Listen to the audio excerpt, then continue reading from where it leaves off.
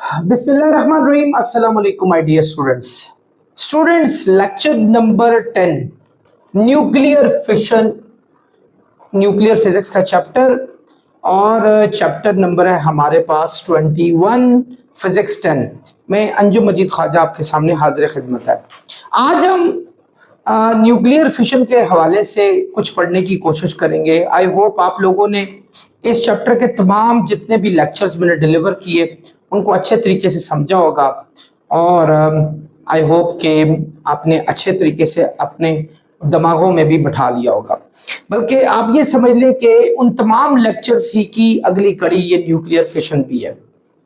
Students याद रखें कि दो एटम्स मिलके मॉलिक्यूल बनाते हैं, ये हम पढ़ते हुए आए थे हर वक्त। इसी तरह डिफरेंट मॉलिक्यूल्स जो हैं वो आपस में इंटरेक्ट होके डिफरेंट चीज़ें बनाते हैं, ये हमने केमिस्ट्री में पढ़ा और कई दफ़ा हमने इन पे जो है वो अपने लेबॉर्ट्री में एक्सपेरिमेंट्स भी किए और हमने इनको अंडरस्टैंड करने की कोशिश भी की। आज हम ये पढ़ेंगे कि अगर एक एटम टूट जाए तो उससे क्या चीज़ रूनुमा होती है। Before I taking you to this particular topic में एक चीज़ आपको बताऊं, पीछे से आप पढ़ते आ रहे थे कि कुछ एटम्स ऐसे होते हैं जो रेडियो एक्टिव एटम्स होते हैं, जिनमें से रेडियो एक्टिविटी एमिट होती रहती है। आमतौर पे वही होते हैं जिनका बैलेंस बहुत ज़्यादा ख़राब होता है या उनकी बाइंडिंग एनर्जी बहुत ज़्यादा कम होती है, लेकिन उसके अंदर प्रोटॉन्स और न्यूट्रॉन्स की स्ट्रेंथ बाइंडिंग एनर्जी के हवाले से के लिहाज से बहुत ज़्यादा होती है। तो नतीजा ये कि वो रेडिएशन निकालते रहते हैं और उनका बैलेंस प्रोटॉन और न्यूट्रॉन का भी काफ़ी ख़राब होता है। यानी जैसे अगर यूरेनियम की एग्जांपल ले ली जाए U235, तो आप देखेंगे कि न्यूट्रॉन 143 है, जबकि उसके मुकाबले में प्रोटॉन्स हमारे पास 92 हैं। So you got the margin of about 51 neutrons, यानी आपके पास 51 न्यूट्रॉन ज्यादा है। तो बहरहाल इन तमाम चीज़ों में बैलेंस क्रिएट होना भी बहुत ज़रूरी है और ये रेडियो एक्टिविटी इसी चीज़ का मरोने मिन्नत होती है कि बाइंडिंग एनर्जी बहुत कम होती है, लेकिन उसके मुकाबले में उसके अंदर पार्टिकल्स जिनको न्यूक्लियॉन्स कहा जाता है वो बहुत ज़्यादा होते हैं। फिर वो क्या करते हैं, अपने आप को स्टेबल बनाने के लिए रेडिएशन निकालते रहते हैं। सो बच्चों, ऐसे कई पार्टिकल मैंने आपको पिछले लेक्चर्स में बताई भी, जैसे यूरेनियम हमारे पास हो गया U23592 वाला या U23892 वाला या U23492 वाला। इसी तरह आप अगर रेडियम देख लें, मैरी क्यूरी का डिस्कवर किया पार्टिकल, पोलोनियम देख लें, वो भी उन्होंने ही डिस्कवर किया था। इसी तरह आप सीबोरियम देख लें, बहुत सारे ढेर लगा हुआ है आपके पास। वैसे आमतौर पे जिनके एटॉमिक नंबर 82 से ज्यादा हो वो रेडिएशन को खारिज करने की सलाहियत रखते हैं, जितने भी 82 से ज्यादा है, क्योंकि उनकी बाइंडिंग एनर्जी पर न्यूक्लियॉन बहुत कम हो जाती है, जिस वजह से क्या होता है कि न्यूक्लियॉन अपनी स्टेबिलिटी बढ़ाने के लिए रेडिएशंस को बाहर निकालकर अपने आप को स्टेबल करने की कोशिश करते हैं। लाजमी मेरे पिछले लेक्चर्स देखे, उनमें मैंने बड़ी तफसील से पढ़ाया था। आज हम इसी टॉपिक को आगे लेके चलेंगे, फिशन रिएक्शन या न्यूक्लियर फिशन पे चलेंगे। न्यूक्लियस के अंदर एक फिशन भी प्रोसेस भी एक मुमकिन है। फिशन कहते होते हैं breaking of atom in two parts such that a large amount of energy is released, यानी एटम का ब्रेक होना और ब्रेक होके उसमें से एनर्जी का बाहर निकलना और अच्छी खासी उनमें से दो पार्टिकल्स का अलग और दो से ज्यादा पार्टिकल्स निकलते हैं, तो साथ ही अच्छी खासी उसमें से एनर्जी भी बाहर निकलती है। ठीक है, इसको कहते होते हैं फिशन रिएक्शन या न्यूक्लियर फिशन। एक्चुअली ये सबसे पहले दिसंबर 17 में, अगर हम चले जाएं तारीख के झरोकों में जाते तो हमें दिसंबर 17 1938 जो है वो याद आता है। ये वो टाइम था जब कुछ साइंटिस्ट जो हैं वो फिशन रिएक्शन पे काम कर रहे थे, जिनमें से एक बड़ा महान नाम था जिसका नाम था ओटो हन। ठीक है, ओटो हन एक साइंटिस्ट थे और साथ ही इनके असिस्टेंट हुआ करते थे जिनका नाम था फ्रिट्ज स्ट्रसमैन। फ्रिट्ज स्ट्रसमैन हुआ करते थे, स्ट्रसमैन। ये इन्होंने एक्सपेरिमेंट किया। अच्छा, तो इन दोनों की मतलब आप समझ लें कि एक्सपेरिमेंट से ये क्या कर रहे थे ये बैठे हुए थे, ये सोच रहे थे कि इन्होंने देखा, इन्होंने कहा कि एक्चुअली अगर एक एटम को हम क्या कहते हैं, कोई न्यूट्रॉन डाल दें या कोई ऐसा पार्टिकल डाल दें जो हाई एनर्जी पार्टिकल है, वो किसी एटम के अंदर डाल दें, हम एटम के साइज को बड़ा कर सकते हैं। तो देखते हैं कुछ रेडियो एक्टिव पार्टिकल्स पे जाते हैं जहां बाइंडिंग एनर्जी बहुत कम होती है और वो ऑलरेडी रेडिएशन निकाल रहे होते हैं। तो इन्होंने ये एक्सपेरिमेंट किया था यूरेनियम पे। इन्होंने क्या किया, यूरेनियम को सामने रखकर उस पर न्यूट्रॉन की स्लो बम्बार्डमेंट की थी।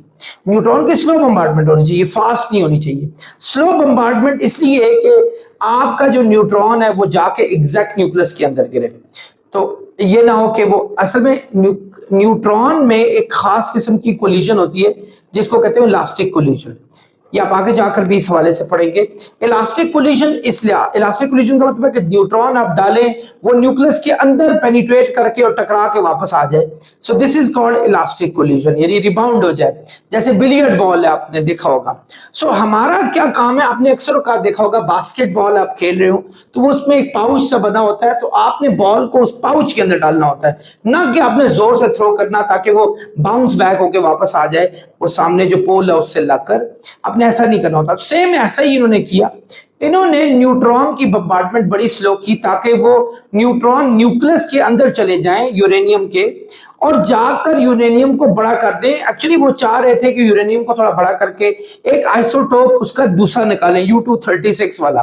यानी अब ऑब्वियसली U235 में एक न्यूट्रॉन का इजाफा कर लेंगे तो U236 आ जाएगा, जो कि कदरे बड़ा आपके पास जो है वो यूरेनियम होगा एज कंपेयर टू U235 वाला। ठीक है, सो वो ये चाह रहे थे कि ऐसा हो जाए, लेकिन हकीकत में ऐसा नहीं हुआ। हुआ क्या कि जैसे ही न्यूट्रॉन एब्जॉर्ब हुआ और वो अंदर जाते ही थोड़ी देर के लिए, फ्रैक्शन ऑफ टाइम के लिए, फ्रैक्शन ऑफ सेकंड के लिए वो उसने U236 बना लिया, लेकिन थोड़ी देर बाद वो ब्रेक हो गया दो हिस्सों में और उसमें से दो पार्टिकल अलग हुए, जिसमें एक बेरियम था और एक क्रिप्टॉन था, और साथ ही 2 या 3 न्यूट्रॉन भी साथ साथ अलग हुए। तो वो इस चीज को देख के हैरान हो गए, यार ये क्या हो गया। वो तो चाह रहे थे कि इससे बड़ा पार्टिकल हो। तो उन्होंने काफी एक्सपेरिमेंट किए और आखिरकार इस कंक्लूजन पे पहुंचे कि अगर हैवी एनर्जी के जो पार्टिकल्स हैं, जैसे न्यूट्रॉन्स वगैरह हो गए, न्यूट्रॉन आराम से पेनिट्रेट हो जाता है बिकॉज उस पर कोई चार्ज नहीं होता, वो न्यूक्लियस में जाने का उसका कोई इशू नहीं होता क्योंकि न्यूक्लियस पे पॉजिटिव चार्ज है। तो हम प्रोटॉन को थ्रो नहीं कर सकते, बहुत मुश्किल होता है क्योंकि प्रोटॉन को इलेक्ट्रोस्टैटिक रिपल्शन मिलती है, सो वो उसके करीब पहुंचने में बहुत ही मुश्किल उसको पेश आती है। सो ये हम एक्सपेरिमेंट न्यूट्रॉन पे करते हैं। न्यूट्रॉन को क्या करना है कि न्यूक्लियस के सेंटर में जाके आपने फेंकना है और वो होगा क्यों, क्या वो U236 फ्रैक्शन ऑफ सेकंड के लिए बनेगा, लेकिन उसके बाद क्या होगा, वो ब्रेक करके दो डिफरेंट पार्टिकल जिनमें बेरियम और क्रिप्टॉन है वो पैदा हो जाएंगे और साथ ही न्यूट्रॉन पैदा होंगे। सो बहरहाल ये 1938 में हुआ ये सारे का सारा, लेकिन इसको प्रेजेंट करने वाले जो थे वो दो डिफरेंट साइंटिस्ट थे। 1939 जनवरी 1939 में, यानी जनवरी 1939 में, ये नाम था इन दो महान इंसान का, लाइस मीटनर और ओटो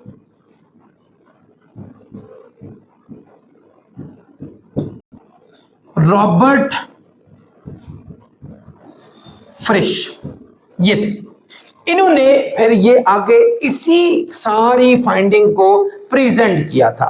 इन्होंने कहा था कि अगर एक न्यूट्रॉन को किसी भी पार्टिकल, लेट्स से पार्टिकल कोई भी ले लेंगे जिसका कोई भी एटॉमिक नंबर हो, एटॉमिक मास नंबर हो और एक एटॉमिक नंबर हो, जब उस पर बम्बार्ड करते हैं तो एक और पार्टिकल बन जाता है, एक डिफरेंट पार्टिकल बन जाता है मेरे, और उसका भी एटॉम मतलब उसमें ये वाला और ये वाला ऐड हो जाता है, यानी A+1। सही बात है, हम न्यूट्रॉन थ्रो करेंगे तो ये ऐड हो जाएगा, एटॉमिक नंबर भी ऐड हो जाएगा, वो Z रहेगा। और उसके बाद ये दो पार्टिकल हमारे पास X और Y में चेंज जाते हैं जिनका अपना एटॉमिक मास नंबर और एटॉमिक नंबर होता है, और साथ ही हमारे पास कुछ न्यूट्रॉन्स निकलते हैं। दे कैन बी 3 नंबर्स, 3 भी हो सकते हैं, 2 भी हो सकते हैं। एवरेज 2.5 एक न्यूट्रॉन निकलते हैं, यानी कभी 3 कभी 2। तो अगर हम एवरेज लें तो ये नियरली 2.5 या 2.47 वैसे फाइंडिंग्स में आया हुआ है कि ये इतने न्यूट्रॉन्स हमारे पास निकलते हैं। सो ये तो इन्होंने ये एक्सपेरिमेंट किस पे किया था? ये इन्होंने एक्सपेरिमेंट किया था एक्चुअली ये वाला यूरेनियम U-235 पे किया था, U-235 92 पे। वो थोड़ी देर के लिए U-236 92 बन गया थोड़ी देर के लिए, लेकिन वो फ्रैक्शन ऑफ सेकंड के बाद क्या हुआ, हमारे पास ब्रेक हो गया और दो डिफरेंट हमारे पास जो फिशन फ्रैगमेंट्स जिनको कहा जाता है, जिनमें एक बेरियम है और एक हमारे पास क्रिप्टॉन है, उसमें चेंज हो गया और साथ ही 3 न्यूट्रॉन अलग भी हुए हमारे पास, एक बेरियम और एक क्रिप्टॉन और 3 न्यूट्रॉन हमारे अलग भी हुए। बेरियम का जो होता है वो 14156, जबकि क्रिप्टॉन का 9236 और 7 एनर्जी भी बाहर निकली, एनर्जी ये भी आपकी बाहर निकली, ठीक है। अच्छा एक बात है कि जब हमारे पास रिएक्शन बनती है ना, तो टोटल नंबर ऑफ न्यूक्लियॉन्स दोनों साइड पे हमारे पास बराबर होने चाहिए। जैसे फर्ज करें ये 235 और ये 236, 92 और 0 हमारे पास 92 हो गया, ये बराबर होनी चाहिए। अब देखें 141 और 92 हमारे पास हो जाएगा 233 और 3 ये हो गए 236, यही चीज आ गई। तो 56 और 36 अगर ऐड करें तो हमारे पास 92 आ जाता है। इसका मतलब हुआ कि हमारे पास न्यूक्लियॉन नंबर भी हमारे इक्वल हो गए और प्रोटॉन नंबर आप देखें जो न्यूक्लियॉन्स में ही होते हैं वो भी हमारे पास इक्वल हो गए। लेकिन इसके साथ एक बड़ी इंपॉर्टेंट चीज है कि अच्छी खासी एनर्जी भी बाहर आई। आमतौर पर एक एटम से हमारे पास 200 मेगा इलेक्ट्रॉन वोल्ट कम बेश इतनी, आई विश के ये मैं आपको समझाता है कैसे आई है।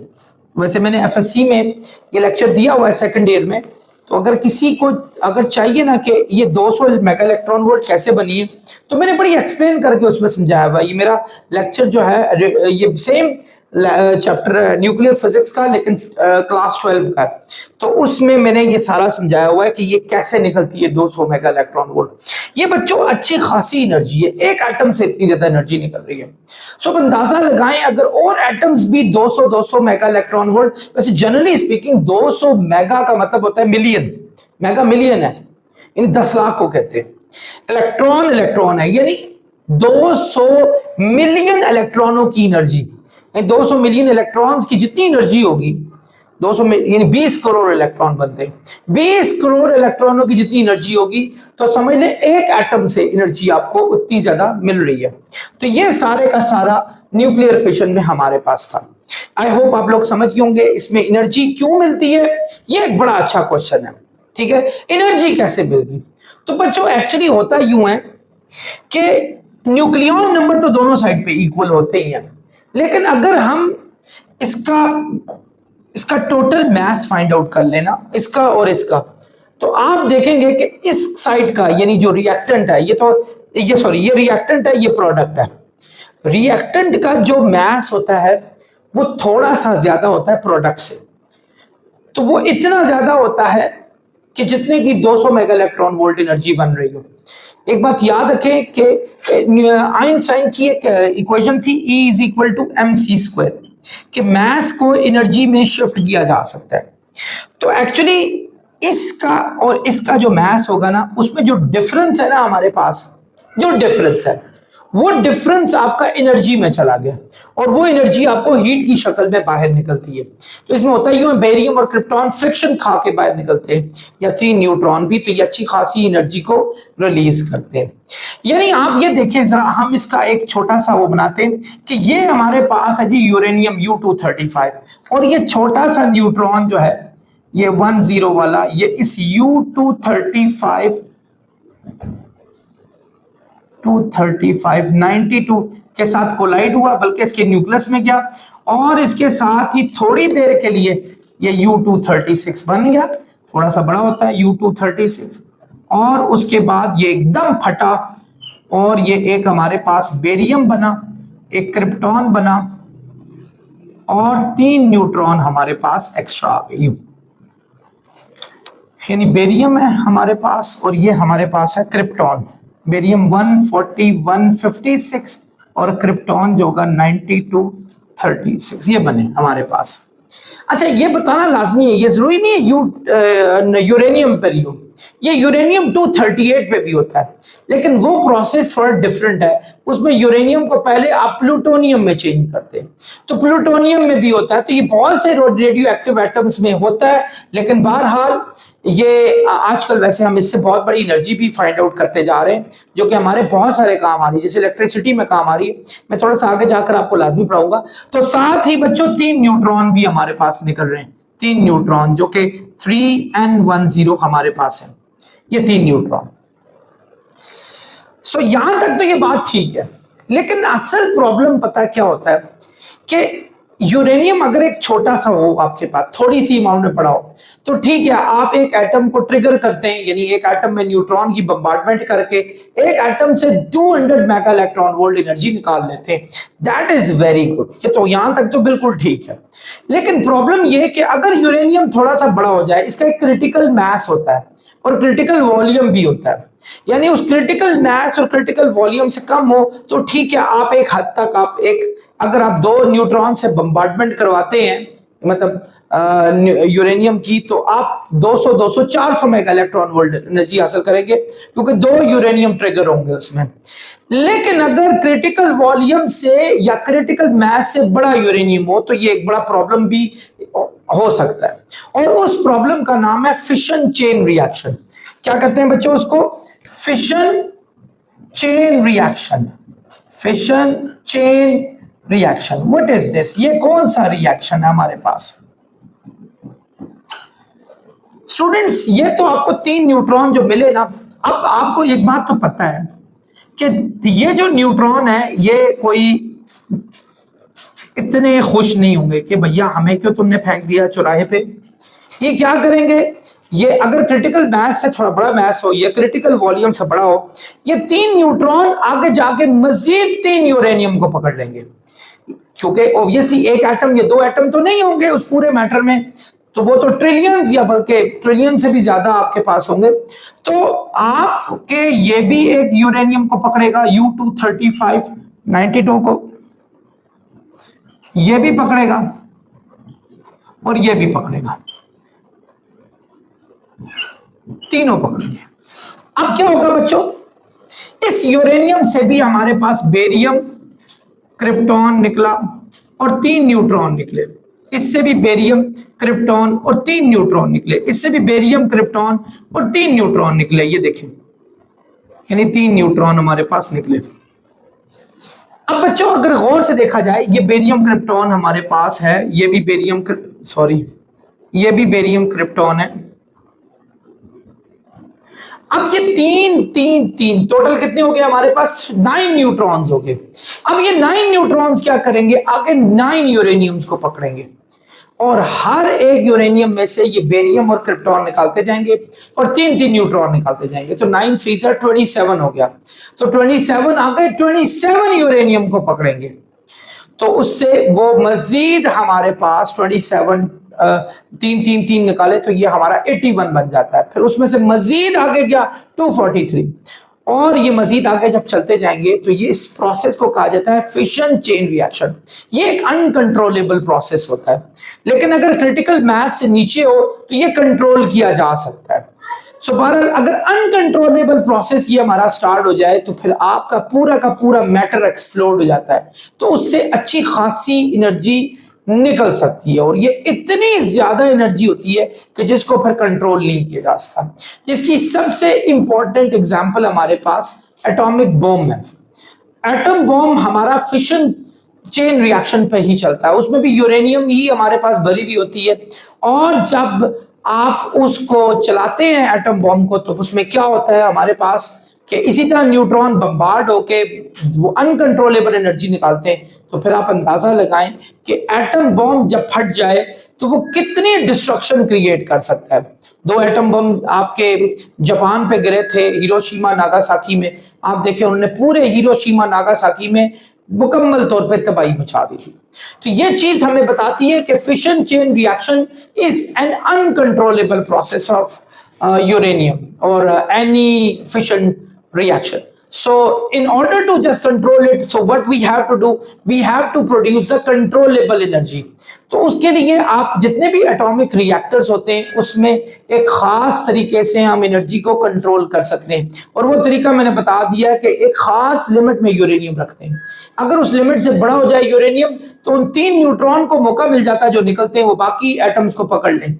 अगर वो उससे छोटे हो जाए तो वो 3 न्यूट्रॉन इससे पहले कि वो किससे रिएक्ट होते उनके पास इतनी जगह ही नहीं थी, वो बाहर निकल जाते हैं, छोटे होते हैं। इन देखें, फर्ज करो ये छोटा सा यूरेनियम है आपका, यहां से अगर आपने एक बम्बार्ड किया है तो यहां से बेरियम क्रिप्टॉन निकले, जो 3 न्यूट्रॉन होंगे एक इधर निकल जाएगा, एक इधर एक इधर, उनके पास इतना रास्ता ही नहीं होगा कि वो बाकी किसी के साथ इंटरेक्ट करते। लेकिन फर्ज करो यूरेनियम बड़ा हो जाए, यानी इसे कहते हैं क्रिटिकल मास से बड़ा हो जाए, एक खास मास होता है उसको क्रिटिकल मास कहते हैं।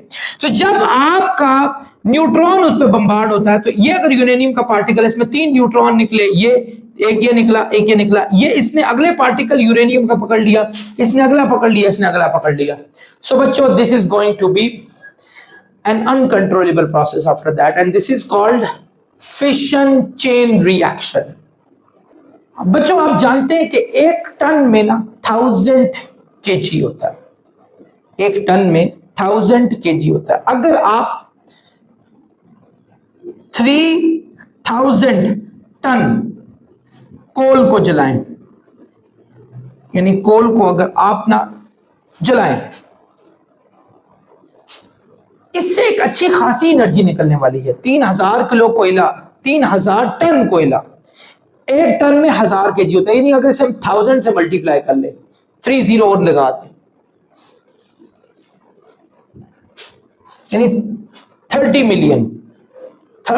मिलियन किलोग्राम कोयला अगर हम जला लें, जो कि 3 करोड़ बनता है, 30 मिलियन, 3 करोड़ किलो कोयला जला दें, तो इससे बननी है हमारे पास क्या, एक एनर्जी हमारे पास आनी है जो कि बहुत ज्यादा एनर्जी होनी है। इनफैक्ट मेरी एक पीछे स्टूडेंट कह रही है सर 3 करोड़ नहीं बनता, 30 लाख बनता है। चलिए 30 लाख किलोग्राम, 30 लाख किलो कोयला अगर हम जलाएं तो इससे जितनी एनर्जी मिलेगी, तो ये कितनी बड़ी एनर्जी होगी अंदाजा लगाएं। तो 1 kg ऑफ यूरेनियम से आपको इतनी एनर्जी मिल सकती है, यानी इतनी एनर्जी मिल सकती है, यानी इतने ज्यादा कोयले को जलाकर आप 1 kg यूरेनियम के बराबर की एनर्जी हासिल करते हैं। तो 1 kg यूरेनियम असल में कितनी छोटी अमाउंट है कि आप जो है उससे इतने ज्यादा कोल की जो है वो एनर्जी को हासिल कर सकते हैं। बहरहाल कंट्रोल फिशन चेन रिएक्शन के बारे में भी बताया। कंट्रोल आपकी न्यूक्लियर रिएक्टर में होती है, जहां कंट्रोल करके हम क्या करते हैं, हम अच्छी खासी हीट पैदा करते हैं और उस हीट से स्टीम पैदा करते हैं और उस स्टीम से हम टरबाइनें चला सकते हैं और टरबाइंस चलाकर हम आराम से इलेक्ट्रिसिटी प्रोड्यूस कर सकते हैं। माशाल्लाह पाकिस्तान में काफ़ी ज़्यादा एनर्जी जो है वो आपकी फिशन रिएक्शन से भी प्रोड्यूस होती है। बच्चों, आप लोगों ने आई एम श्योर लेक्चर को बहुत अच्छे तरीके से समझा होगा। आप अपने कमेंट से मुझे बताएंगे कि आपको कितना समझ आया। नेक्स्ट लेक्चर तक आप लोगों से इजाजत चाहूंगा। अपना बहुत ख्याल रखिएगा। आई गेस नेक्स्ट लेक्चर हमारा न्यूक्लियर फ्यूजन रिएक्शन है और it's going to be an interesting one. अल्लाह हाफिज।